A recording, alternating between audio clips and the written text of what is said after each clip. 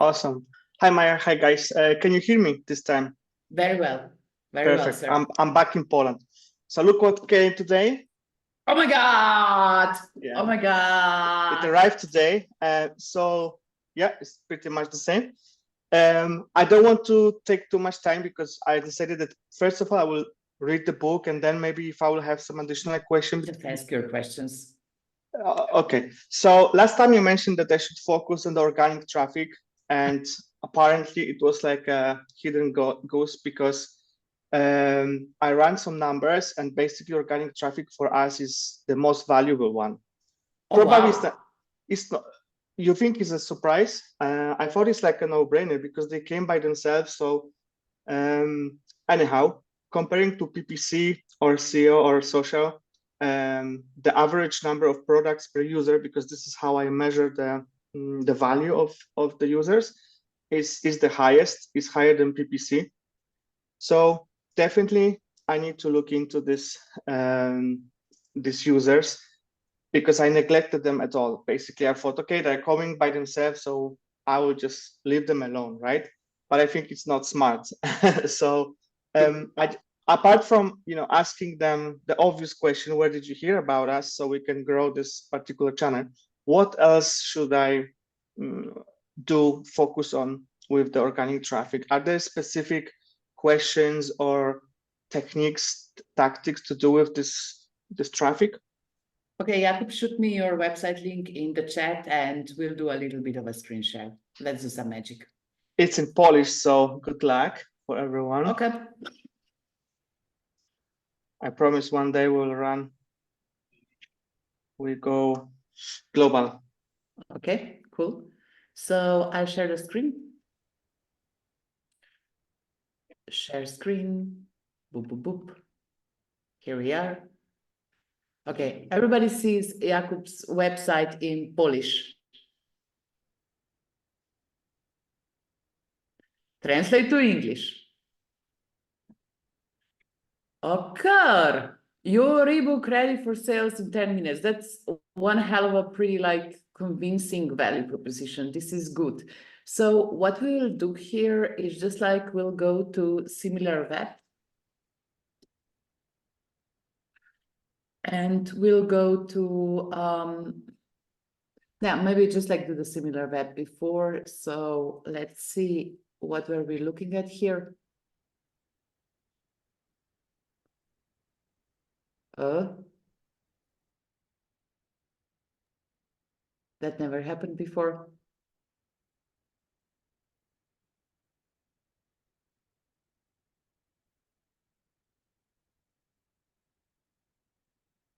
Okay, apparently this one is not working. So we'll go to just another stuff with or maybe yes. Cool.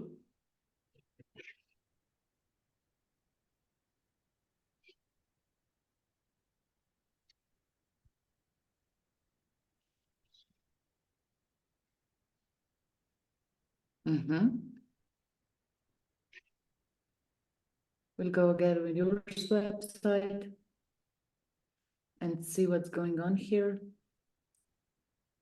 We don't have any data here. Gosh, I'm so sorry to hear that because otherwise we would have a little bit of a fun thing. So we'll have a look at the website and we'll see that there are a couple of, let's say, influencers, and some of them have quite a lot of followers. Jakub, how are you getting these influencers to your platform? Via outreach?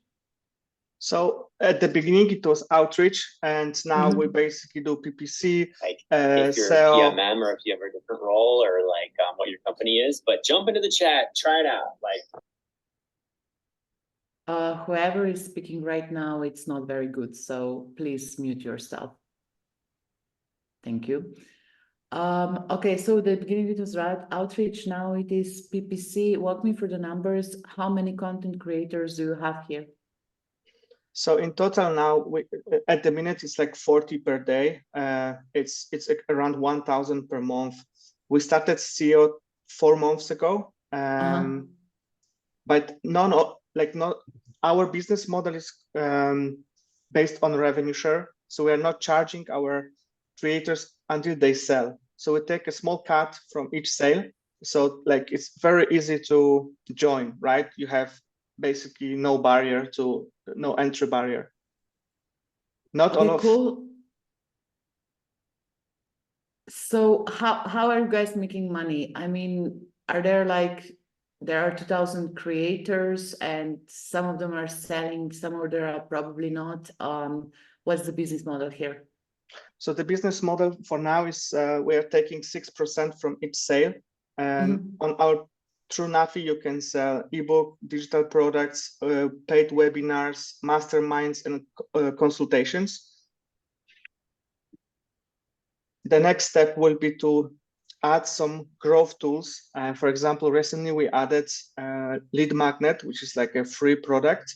You can collect the emails and you can write personalized email. Okay, so this is how much is it? This is like probably the pricing model. What I am like really curious here is, so for example, Substack pricing.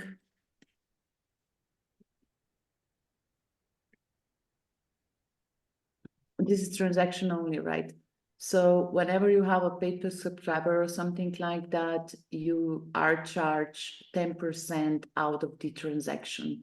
And what I am concerned about this specific business model is that it's really a numbers game. So you probably need like thousands of people in order to make some serious money here. And I don't know how do you usually work, but if I show you just like an example, how we were discussing with this with another company. So I hope that I will remember his name, but let's go to my calendar because we had a call last Friday. Okay, so his name was Mark Richards and we had this call. LinkedIn. I'm literally attacking your business model here, so this is fun. Awesome. Okay, so this is the guy, this is a very young guy from France, and he's running this influencer platform, right? And he reached out to me because he has a couple of deals with like big companies, and he just said that like whatever I'm charging for a post, it's okay, and like whatever he's charging, it will be done with the customers. So if you just like see through his profile here, let's visit the website. Connecting brands with B2B influencers. So that's literally the value proposition that we are tackling here. And I mean, my cost per post is approximately 500 euros. So he didn't even have any objection whatsoever. He just showed me his Notion. And in this Notion, there were like gazillion people who were already like pledged towards this. And he didn't even like blink on a price or something like that. He was just like, okay, I won't take any money from you. We will just like do this collab together. And back to your model. So with Nafi, I'm just like thinking whether more power leverage is on the partnership side with the companies and introducing these deals to these influencers or whatnots, or is it really monetizing these brands? Because if you have like 5K LinkedIn followers, this is nothing. Like willingness to pay here, it's really bad. And I'm just like thinking how we could gravitate more towards money and people who have like higher willingness to pay instead of chasing like these small nuggets of whatever provision we could capture here. And I don't know, I would like kind of pivot this business model and just like empowering content creators, that's okay, but you know that we pay shit, right? So the most you can get out of us is like maybe 100 euros per month or something like that. But if you would be pivoting this business model towards, let's say, e-commerce companies, let's say B2B companies, let's say like whoever has this need for the traffic, I think that we could be having like a much healthier business model here. And if you will be pursuing with these content creators, you need volumes, you need mass. So I would definitely double down on outreach, because if we see like our boy Mark here, and I will just like take you through our messages together, how we initially got in touch, just as a case study for you. So he was like, "Hey, Maya, ever did sponsored post?" And I was like, "Hell yes." So, okay, we have this company, what yes?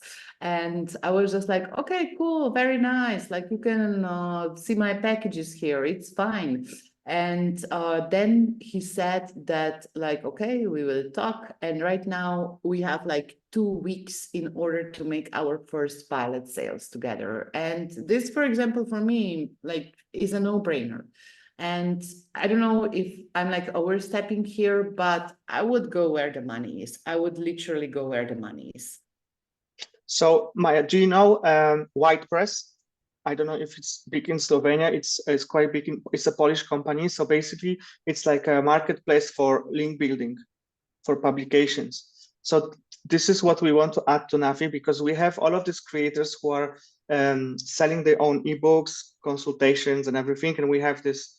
It's not like you already noticed. It's not the best model, because we are basically depends on what if they're selling or not, and they're not the best salespeople in the world.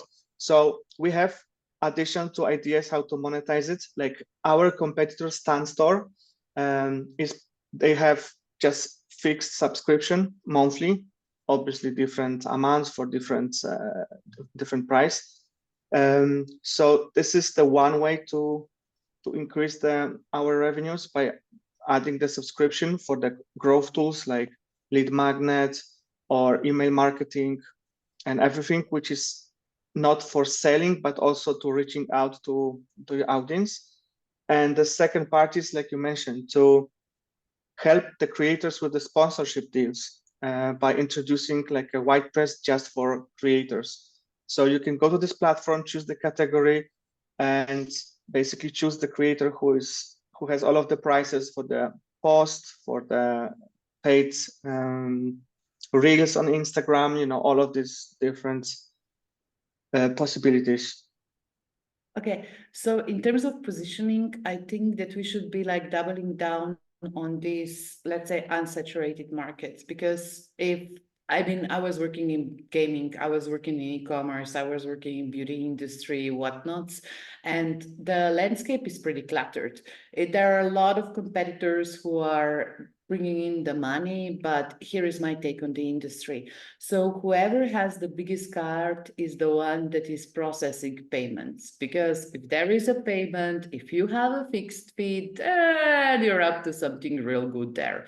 Then like the other thing that I'm very cautious about is just like in terms of generating these content creators and connecting them with brands or whatnots. I mean, the first thing is just like, you know how it is if you are just like pushing their buttons in terms of, yes, let's generate more ebook sales. Those people usually don't have a lot of budgets to invest in, right? So it's very unlikely that they will just like be able to spend more money on this one. I would literally go partner up with companies and create a marketplace of whatever is going on there and see what is happening. And Daniela, of course, you can have a feedback, because I have been talking for the last 15 minutes. So definitely have feedback. It's fine.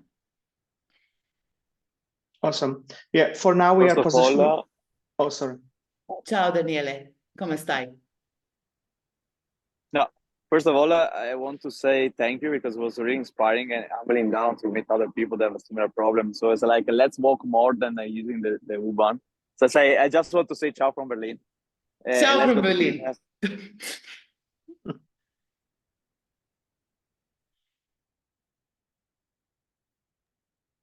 Maya, can I just ask one more question? Yeah, sure, because we had ciao from Berlin and then he disappeared. No, I'm here. So I have a good friend and now doing working more than a year a marketplace to connect artists with branded and so on and so forth. The problem of theme, and I tell thousands of times, it was too broad and too not solving a problem to a specific niche. Yes. And now, finally, after telling him over and over, and we're talking about my mentor, it's not like a guy, it's like the guy who built me, basically. Finally, he's going down to the roots. He just found a wedding need of a friend of him and found the artist that can, for a given budget, they gonna play at this wedding, because his dream was make connection between artists and create more opportunities. So influencer might be similar, not be similar, but he went back to the roots, even not crazy platform and so forth, but like solving a simple problem for a target audience and make money on that. Scale to 10, and after understand how to scale to more. So that's I feel it's too broad, but of course, it's just my personal opinion, what I see from him, which might be quite similar. When it's come to influencer, the problem of this marketplace, the driven of people selling is just 5 or 10%, and the rest is just numbers. So basically, if you analyze Maven or you analyze Substack, just out of 1,000 people, maybe 10 make real money, and the rest serious. is just yes. Yeah. Yes, It's we can this see. game. Daniel, guys, I'll just add one more thing, because we are not positioning ourselves as a marketplace, because we want to be an alternative for the creators who are selling on Instagram to their followers. It's an alternative to the complicated e-commerce website, which is not optimized for digital products and services. So we are basically giving them the tools that they can monetize their skills, their knowledge. Yeah, if it's through consultation or ebook or digital products. So we are not marketplace. We are not putting them all together in one place. They can just use Nafi instead of complicated shop. That's why you've seen on the homepage that you can start selling in 10 minutes instead of investing in the website, waiting 3 months, and still adding additional things to this site. Well, so first of all, grazie Daniela, you have been absolutely wonderful. I wanted to say that it's important to niche down and just like specialize. If we would be like connecting companies and content creators, that would be very interesting. And back to Jakub, what I am really concerned about in terms of this business model is that usually like these people are quite cheap ass, right? So I have been like working with one tech company, and they were very, very, very ambitious that they would help those like 20K or 40K Instagram influencers in order to like launch their online courses, and like their pricing was really reasonable. It was maybe $10 or $20 per month or something like that. But those people were just like morons. Those people were not serious about their business. It took them forever in order to onboard clients, and it was just a rigged business model. So I support that if you want to go down this land, that it is possible. I very much like root for you. You can do like outreach. If there is a good product market fit, you can absolutely go. But have a backup plan. Really have a backup plan, because whatever is going on in terms of this Instagram economy and content creators and whatnot, those people are hardcore pragmatics. Those people are very, very, very much used to getting these big sponsorship deals. But when it comes to like them paying, they are like a little bit awkward and a little bit cringe, according to my experience. Not saying that this is an absolute truth, but when it comes to this, look, all you need is a couple of like good case studies. So this is Veronica. She had made like 20K with our platform and whatnots. Do you want to be like Veronica? Are you leaving a lot of money on the table because you have like thousands and thousands of impressions and you're like barely squeezing some money out? Do you want to build a business about this? That could be a healthy value proposition. But you know what? You're the business owner, you're the boss of your business. So all what we can do for you is just like give you a little bit of advice. Thank you very much, Maja. Thank you, Daniel. Appreciate it. So the thing is, do you have any other questions or do we switch the ball? No, that's it for now. Thank you very much. Cool. Just like if you can get like, I don't know, from 100 Instagram users, I think that 4 or 5 of them would be paid clients. This is my assumption. I don't know your numbers at the moment, but this is how I've seen this segment behaving in our part of Europe. Around 7% are of the traffic are making. So yeah, you're absolutely right. It's quite a low number. So it's either like raise the numbers and go big on this and just like be very aggressive in terms of outreach and in terms of recommendations and fueling these things, or you can just like consider other revenue streams, because if somebody is making money from themselves, if they have like a good like value proposition and already established business model, then it's very, very likely that they can make money for somebody else as well, because they have tens of thousands of followers and they are monetizable elsewhere. Don't want to pivot your product roadmaps or whatnot, but this is how I think about the industry. Sure, thank you.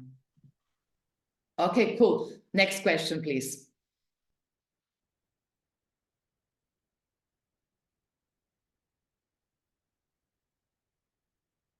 Okay, go. Okay. Hi, Maya. How are Hey. you? Very nice. Can you turn on the camera so I don't have the feeling Yes, I that I'm speaking to a ghost?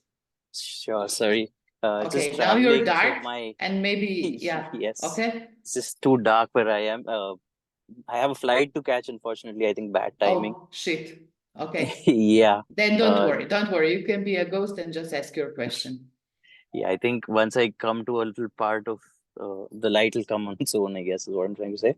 My question was a little more generic. I think it's not very specific as was for the case. I wanted to understand a little more about breaking down psychologies in a workplace from your experience. So what I mean by that is what I see is there's a lot of friction in terms of different parts of the organization. Even at an early stage, product wants to do something, marketing wants to do something completely different.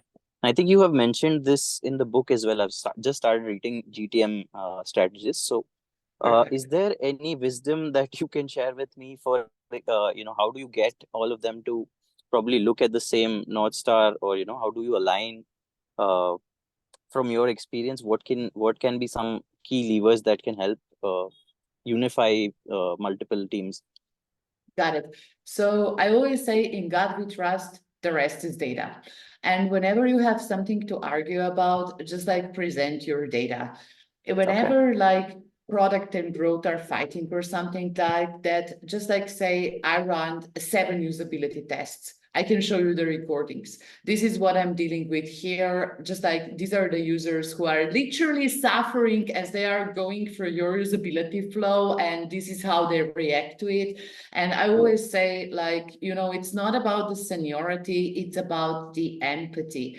And I believe in very, very, very peaceful and democratic communication. So it's not just saying, look, I have been working in this company for 10 years and you have only been there for 2. It's more of just like saying, right, I've been doing this research. I hear you. Maybe we could just like position this as experiment and see what happens then. And how you are building your credibility and your power is through the evidence and through the wins that you will be having in your career. So be right more often than you are wrong. And just like for every piece of data that you are arguing, have like a little bit of a background into this. Either like do the research previously. It's easy to look at the analytics. It's easy to run like 3 or 5 usability tests so that you have like a little bit something to operate with. So I always say my power is if I can literally outwork everybody else and show the data, because then they have nothing else to argue with. Makes sense. Makes a lot of sense. I think need to put that into perspective. So that really helped. Thank you. Yeah, sure. My pleasure. Excellent question. Thank you so much. Who wants to go next? Nico had a chapter question. Yeah. When you access the data, generally speaking, when there isn't a proper setup. Yeah, and Nico, can you just like go on camera, please? Because reading these questions is a little cringe.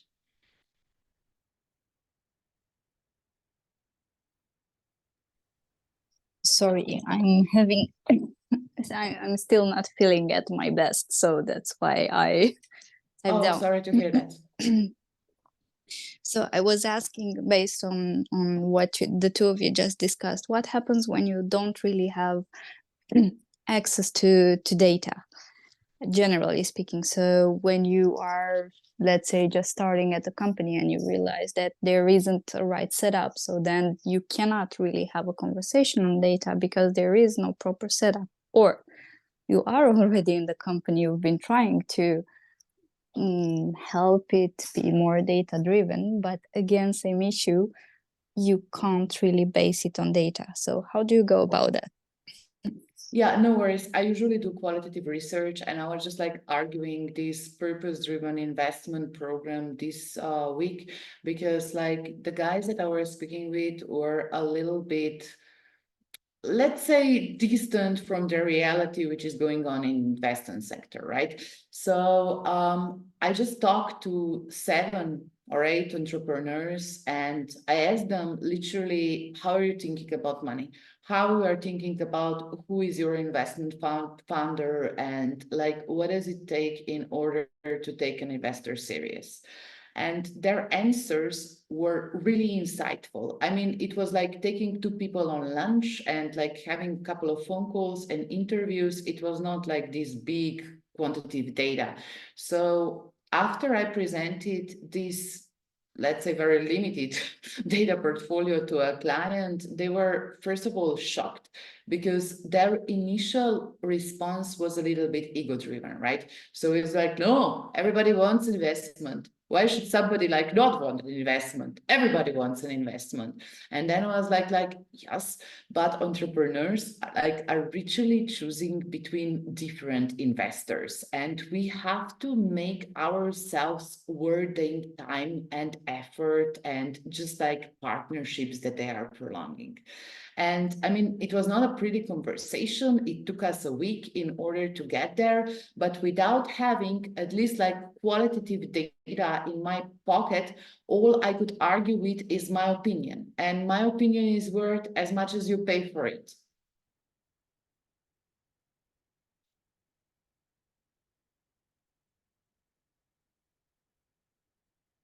Nico, I hope this was helpful, and talk to you again tomorrow if you are not feeling well today. Thank you. Perfect. Cool. Let's do another one. Jamie, hey there. We were chatting on LinkedIn. How are you? I'm very well, thank you. How are you? Excellent. Excellent. Sorry I was Focus late. not finished. Yeah, I'm sorry I was late. Firstly, I was stuck on the bus. Loving your online content. It's actually what Oh, I've thanks. been engaging with the most. I'm quite dyslexic, and so I like the visual content because it takes me much longer to read a book. But I now have the book sitting next to me.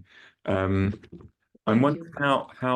how you're creating the online the content, because it's really well designed and really nicely laid out. And I've actually got a folder on my desktop of all of your content, and I'm using it frequently in a go-to-market exercise I'm running now. I'm just wondering if do you have a plan to kind of put it in a Miro board or something like that that fans like us could access in the future?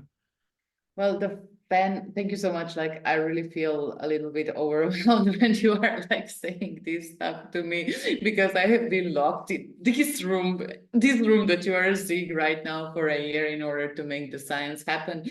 But as I'm always saying, like, this science have been done in the trenches, right? So there are like hundreds of companies that went through this process, and just like right now, in terms of Miro boards and whatnot, we are running a cohort with 20 people. We are week number 3 out of 4 right now. So we have workshop templates for everything. And I mean, I'm not saying that we are still learning about this, but we are definitely testing if people can self-onboard on them and if it makes sense.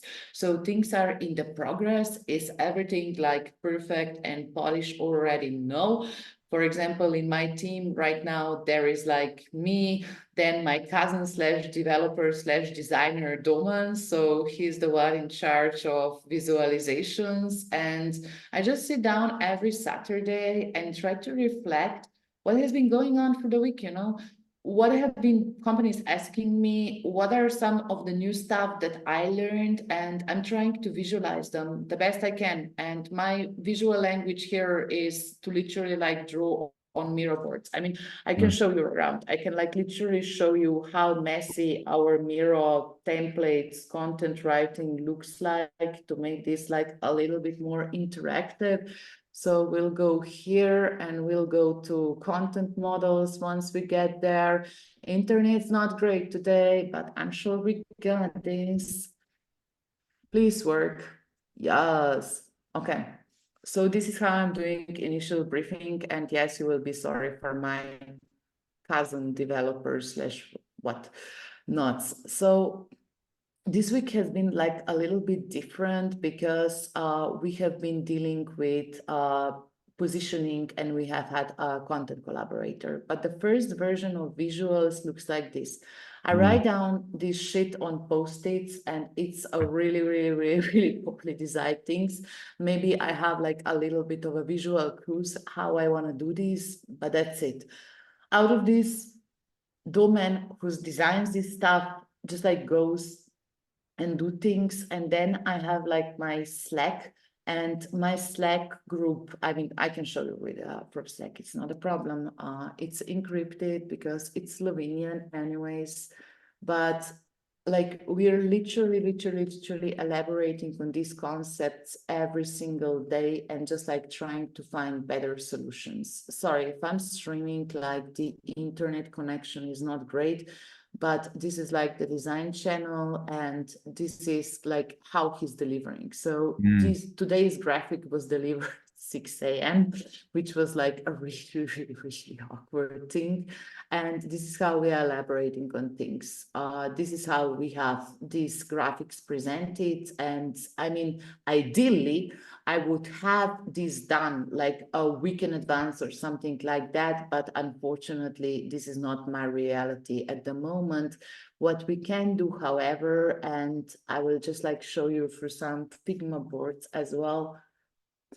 Okay, so this is a designer's mentor because my cousin always needs a good mentor in his corner. Hope it will work. Fingers crossed. Voila, here we are. Okay, so here is like literally the mood board, how we are doing things, right? So these are just like brand visuals and realities of doing plastic elements. I do a lot of handwriting myself. Then we have like some sort of those like stickers and whatnots and different shapes, which are very signature to us. And this is how we kind of identify just like the visual image of this. Is everything a success? No, we're still learning by doing a lot, but at least we are documenting our learnings, which is pretty interesting to me. I don't know if I managed to answer the question, but this is how we do things at Growth Lab. It's fascinating to see your process. And so I'm working with a Is it? I thought that it's broken. No. It's a good process. It's definitely more sophisticated than mine.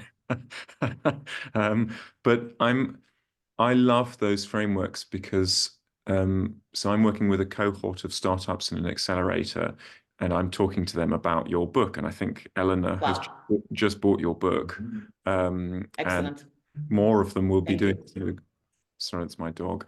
I have 2 dogs myself. Look. But what some of them struggle to do is to take the book and the frameworks in the book and Angus, what? To then take them and use them in practice. And what I've been doing with them is taking your your LinkedIn posts and putting them in a mirror board so that they can use them. And I've seen, have you seen Anthony Perry from Fletch? Yeah. Of course, he has been also like pitching in for the book. We're great friends. They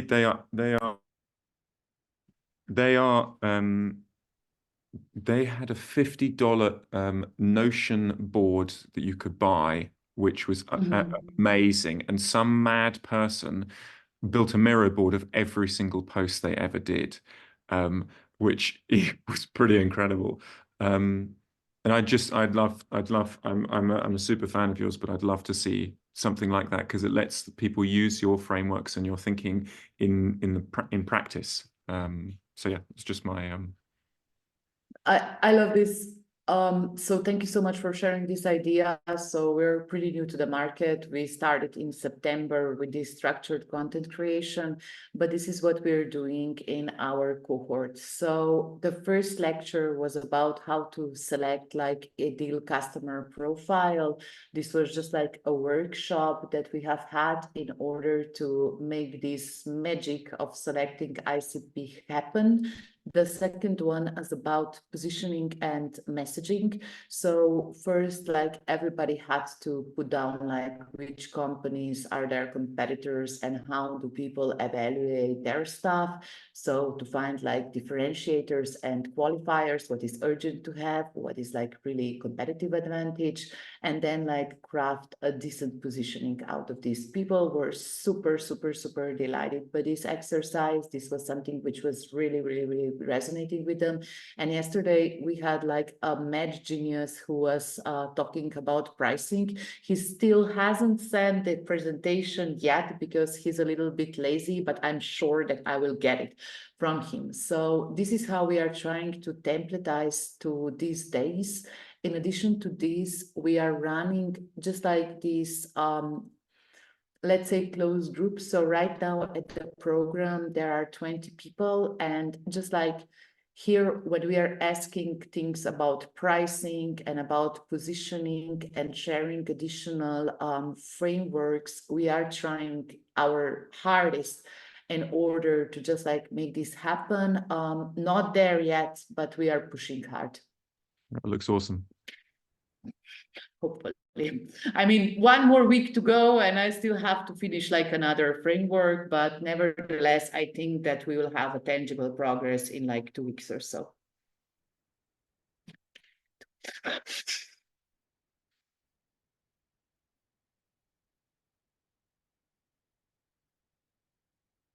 Cool. Okay. Do we have like another question or just like something that we could screen share or something like that? What's up? Oh, Jules, hi, how are you? Hey, good. Nice to see you. You as well. I invited you to this session, so I'm totally happy that you actually came. Be here. I'm so excited to be here. So I'm super beginner. And my question is more just like pull the camera way back. There are so many pieces to the marketing runway. We're way at the beginning. And how would you suggest prioritizing the efforts around LinkedIn posting and, you know, creating the, you know, the emails and videos and setting up to do a podcast, or like, what's kind of the timeline that you would suggest in prioritizing? Well, I feel your energy. I was there. I had like fear of missing out. And by the way, Jamie, whenever you can, please show us angels because I'm so eager to see your dog. Okay. Let's see the beast. Oh la la! What is it? Is it a Scotia? His breed is called a Toller Angus. Toller, Scotian. Yeah. Yeah. Oh yeah. my God, I love that breed. Oh my God. This is the best. I have Australian Shepherd. So please stop distracting me with the dog, but I'm so happy to meet the Toller. So back to Jules' questions. I feel your energy, but You know what it was like when I asked JB like to show me his dog, I was just like this golden retriever seeing a squirrel. I want to do something which is very interesting to me. I really want to get a piece of that. But nevertheless, what helps us here in go-to-market stage is to really go where the audience is, right? So whoever you are targeting, you can ask them 3 simple questions. So the first one is, where do you get the majority information that will help you when you're collecting this information for work, for the decisions that are solving your problems? The second question, like, who's relevant for you? Who are you following? I'm not saying influencers, Jakub, just don't. But nevertheless, like, who's influencing your decision? It is like as an association. Is it a certain person? Are there some colleagues? So who are the people that you would consult? And last but not least, what is really, really, really important for me is to just like ask whoever is using you right now, how did they hear about you? And usually when we are starting out, I believe in 3 channels. The first one is to penetrate the communities where audience is automatically and directly in. This is the easiest one. The second one is to do outreach, to just like be surgically selected in whatever you are trying to sell and whoever you are trying to target, and just like run an outreach campaign. And the third, the list is the is the inbound. And inbound like takes work and takes time. So for example, how much time does it take me to deal with my LinkedIn? It's approximately 6 to 8 hours a week. Is it worth it? By now it is. Before it was not. So it was just like stalking, piling the work. It was all about like doing the work, seeing nothing, and just like hoping that we can generate a critical mass. And it is not something that would be like an easy win. However, I would prioritize in terms of my roadmap of just getting like the first 50 or 100 paid clients to go where the audience is, to piggyback on existing platforms if it comes to this, and to partner up with either like an opinion maker or an event or something like this in order to make this happen.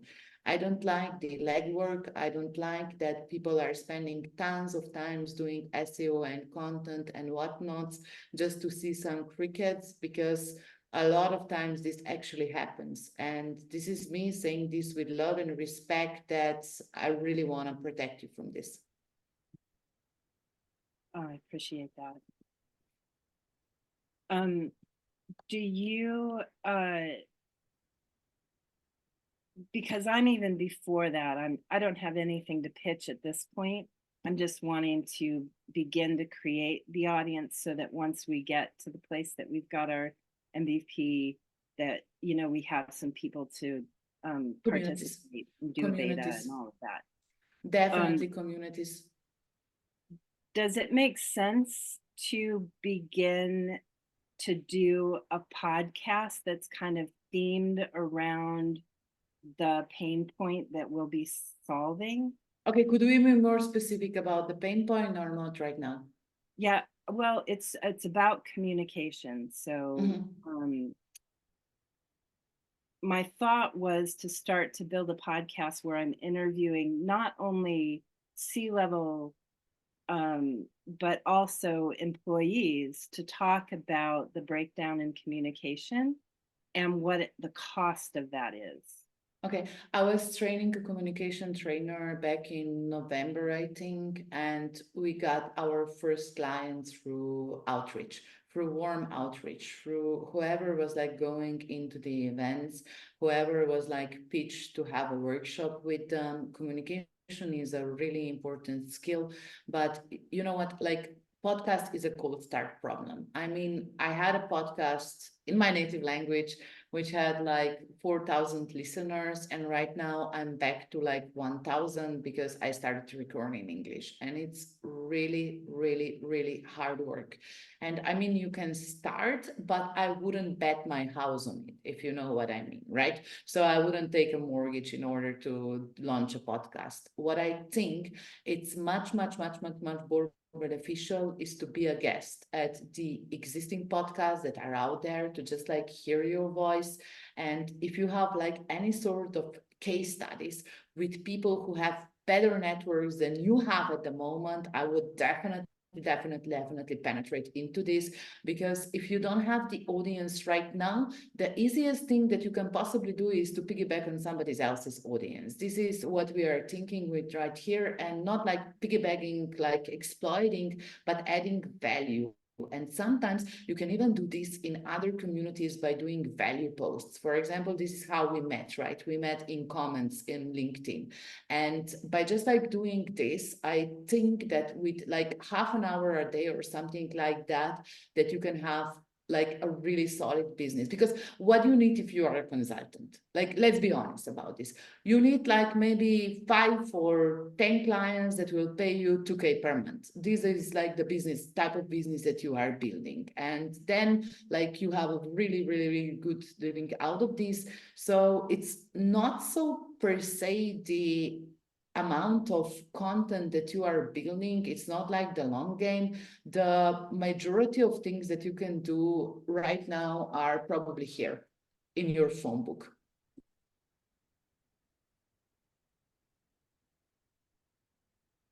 Cool. Thanks. That's really helpful. Appreciate it. Oh my gosh. And dollar is playing with a toy. Cool. Okay, cool, folks. One more questions and let's go. Jure, maybe you can pitch your no solution. I have a short question. Okay. Not teaching. I want to reach out to bigger accounts on LinkedIn, and how would you approach that? With the value. So what is in it for me? You know, we are friends, of course, like I respond to you, but then just like when you have a cold outreach or something like that, the important thing is to intrigue my values. If you saw like what I screen shared before from this smart guy, hey, do you ever do sponsorship deals? And you would say, hey, do you ever struggle with commenting? Do you know that you should write 10 comments a day, but you don't really do them, right? So it's more about creating these contacts and just like making sure that things are upfront. If you want, like we can talk about this with Andre on the next office hours, because he will be doing positioning and we can go like very in depth to this. But anyways, like whenever people are pitching to me, it's either like, have you read the book? Have you listened to the podcast? Have you just like been in my ecosystem before? Because otherwise I would literally be afraid that you are selling me SEO services, right? And I have like 2,200 unanswered friend requests because I'm literally afraid that like a business developer will come to me and I was like, hi, are you interested in cybersecurity? I just wasted 3 seconds of my life and I don't want to do this. So have context, so say something that is relevant to them and just like get to the nitty-gritty as soon as possible. Okay, so but is it good, for example, to engage with the Yes, definitely. person first? Yeah. Oh my God, definitely. This is so good. And it's also that demonstrates the value of the tool that you are developing, because Jure here is developing like a tool for automated LinkedIn commenting. And we all know that it is a very good practice that we spend like 10 or 50 comments on LinkedIn before we ever post our own content. Do I do it every day? But nevertheless, it's a very good practice and a lot of experts recommend it. So Yuri is trying to develop like AI-based like thingy that will help us do comments that doesn't look as cringe as, hi, I agree that your employer branding is very important. These are one thing that you should consider else when you are doing a team thing. So to just like make this AI generated content less cringe. And yeah, I mean, focus on the pain point, because pain point is where you get me. And if I know your name, if I know your face from beforehand, this is probably like how everybody on this call met before, you have like a much better fighting chance. So I loved your recent post about this and this and that. I have like a couple of follow-up questions. Are you up for connecting? Contact is everything, really. Okay, yeah, that's how I plan to approach it. Perfect. So yeah, just wanted to double check. Thank you. Yeah, my pleasure, always. Okay, cool. Two more questions Maja? and then we go. Yeah, sure. Thank you very much. I hand up home finally. I cross over. Okay, we were walking Yeah. together through Berlin. Grazie, Yes. Daniele. Buonasera. I really enjoy because wow, you're so real, and compliment for sharing all the tools, email, Slack, what else more. Oh, if you can do, it's more for refreshing. I don't think I need, but refreshing to see how other people building at scale content and bottom the funnel. This was super inspiring, Maya, and I felt like, wow, she is really giving a lot. I think it's recorded, this one. So even Yes. that, I think people can also go in and stuff. What else? And so far we are going quite good, but I think it's a special case. And I mean, I can share why I met Maya. She hooked me up with the first part of the book, and I was so in need to solve this problem that I was generally like, please give me more. I pay upfront because it was so good. But this is a lot of quality, and there was a really spontaneous being me. That's hey, can we just connect because I like what you do. This downside, some people feel really bad. I had sometimes really hard problem this type of being so spontaneous, so it could also lead to other side effects. But generally, people, if you ask genuinely and without selling and just learn, they quite nice. Or you can use a DP list, which is a huge resource of amazing mentors that can help you out for specific stuff. And there I did, for example, I don't know, pricing, and I met my mentor for product managers, and then we become friends. So it's like truly build a relationship, and it is beside economic value. That's how normally I found quite easy now to LinkedIn. But also is thank you by posting, reposting, commenting, and what else? And trying to be real and human. Grazie, Daniela. But really, means a thank lot you to me. for how you run this cohort, and if you can have a special session for how operational wise at scale is amazing. So thank you. I want to say thank you on that, and if it's possible, I don't know if you can, but this was my request. Cool. Dearly noted. Thank you so much and have a good night. Buonasera.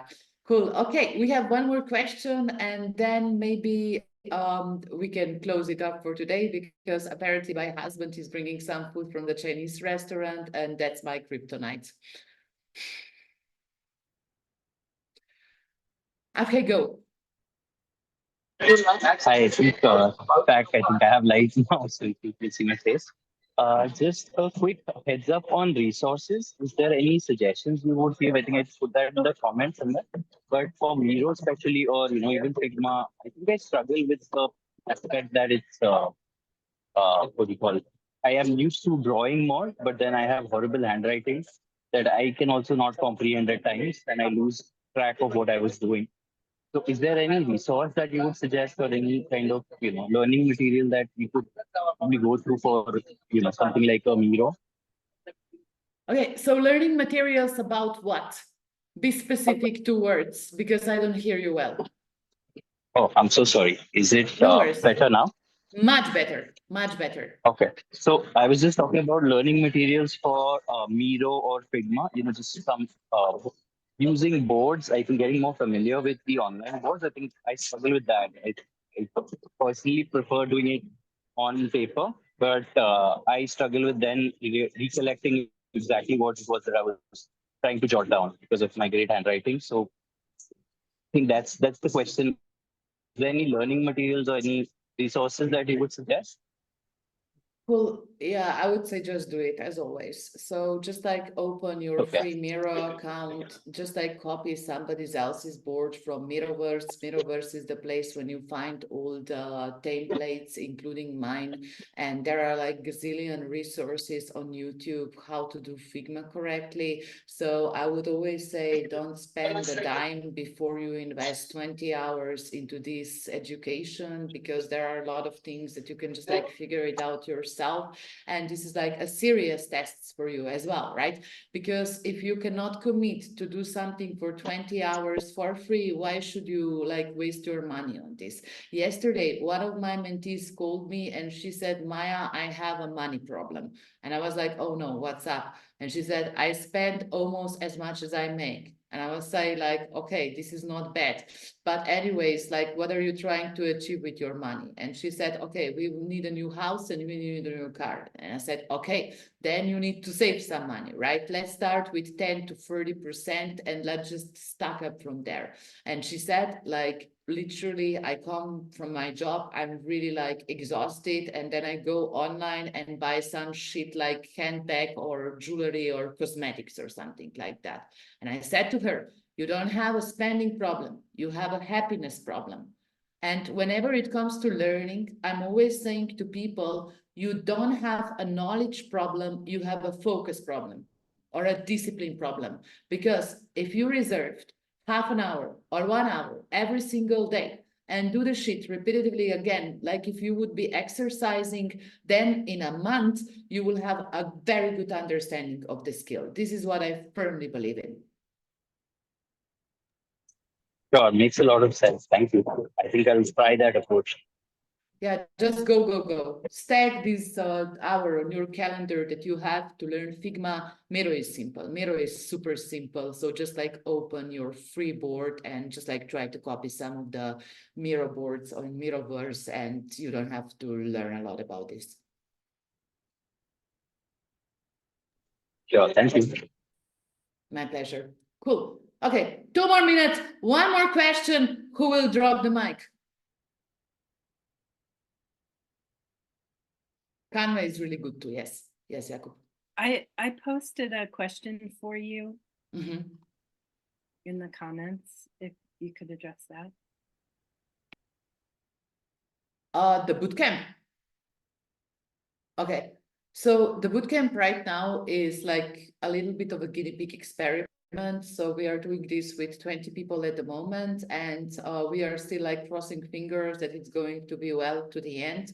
We are closely monitoring their progress. We are very much in touch, but not before we have the first cohort under our roots. I'm not really sure that I can commit towards doing the second one because the first one is not even over, and I have to talk to these people. How are they satisfied? If they really got the value out of this, I have to correct like a part of the curriculum if there is something that they didn't like. So at the beginning, like just Substack, for example, is the best way how to keep in touch, because whenever we will be announcing the new one, it's going to be on Substack. But I just want to take some time and peace to really reflect what was going on the first cohort. I think it was very successful, but not before I talk to like 20 people will I for surely know this, right? So after I am eager, I'm very excited personally to open another cohort when we will be working together. But I first need to finish the first one because I don't feel that it is like finished, and I almost feel as if I would be cheating my first cohort if I would be like automatically now pitching the second one. As stupid as this sounds.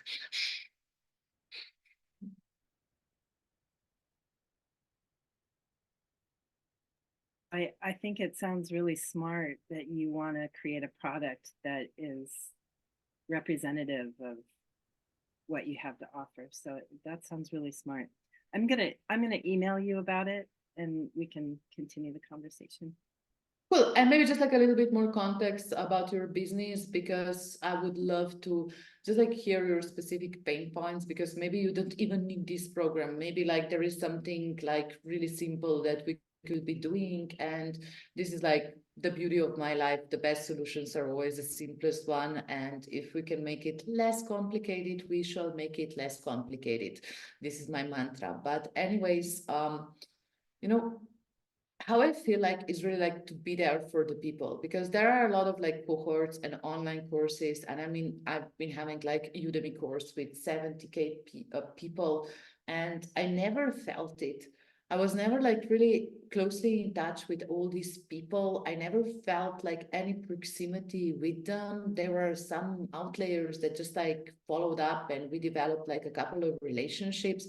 But when I do my own products, these are my people. I feel personally accountable to making them succeed. I will do the intros for them if necessary. We will write outreach together. This is just like something that I feel very, very, very accountable to serving it perfectly.